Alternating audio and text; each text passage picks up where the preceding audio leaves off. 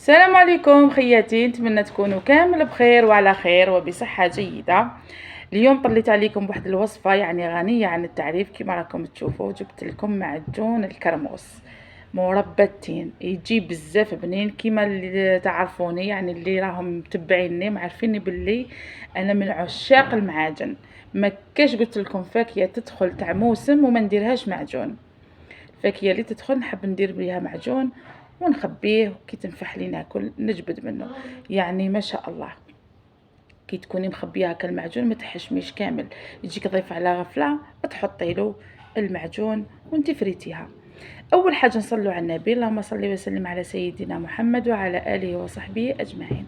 هنا ناخذوا كميه تاع كرموس. انا عندي هنا كيلو تاع كرموس، نقيته مليح ونحيت له هذيك القزميره كما حنا نقولوا اللي تجي في الطرف، وغسلته مليح. هنا انايا راح نديرو حبات، دوك انتي تحبي تقطعيه قطعيه، مي انا نحبو حبات. هنا كل كيلو نتاع كرموس نحطوا له 600 غرام سكر، باسكو راكم عارفين الكرموس حلوه بزاف.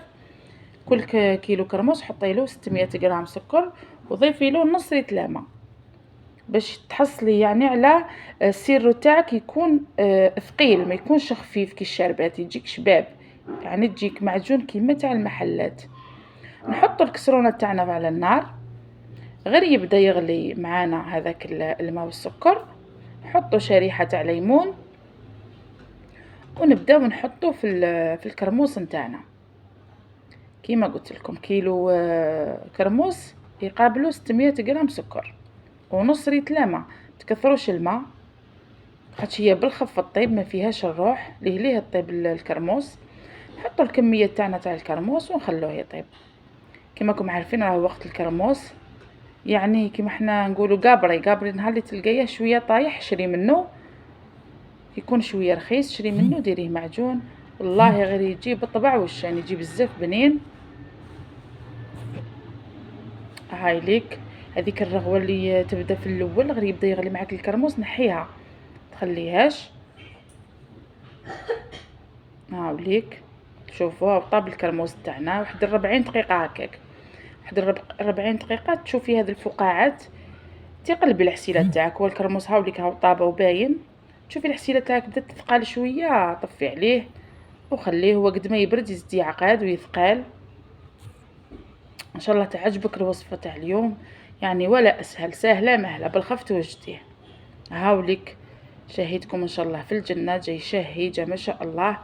ديريه في بلاره وخبيه. هنا يعني خدمت كميه كبيره وشاركت معكم هذه الكميه باش تعرفوا يعني الكيلو شحال يجي فيه من سكر ومن الماء. شهية طيبة خياتي، وإن شاء الله تعجبكم الوصفة وتجربوها وتخلوا لي تعليقاتكم في صندوق الوصف.